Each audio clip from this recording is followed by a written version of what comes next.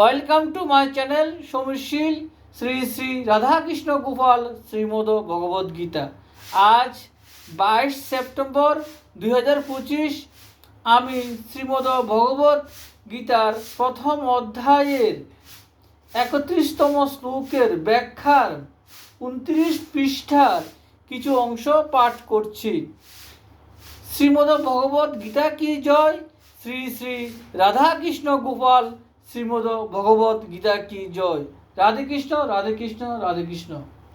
কিন্তু যদি কার্যের আরম্ভেই উৎসাহ নষ্ট হয়ে যায়, মনের সংকল্প ঠিক না থাকে, তবে সেই কার্যের পরিণতি ভালো হয় না। সেই দৃষ্টিতে অর্জুন বলছেন যে এখন আমার শরীর শিথিল হচ্ছে, কম্পন হচ্ছে, মুখ শুষ্ক লাগছে ইত্যাদি যে সমস্ত লক্ষণ দেখা যাচ্ছে, সেই সব ব্যক্তিগত লক্ষণও আমার ভালো বলে মনে হচ্ছে না।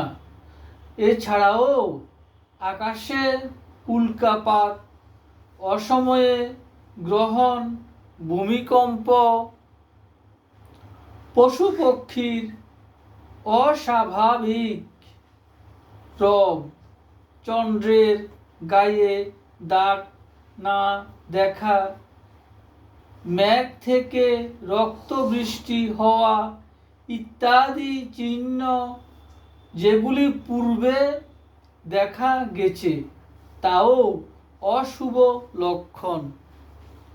এইভাবে পূর্বের এবং এখানকার লক্ষণগুলি দেখে আমার মনে ভাবী অনিষ্টের আশঙ্কা জাগছে।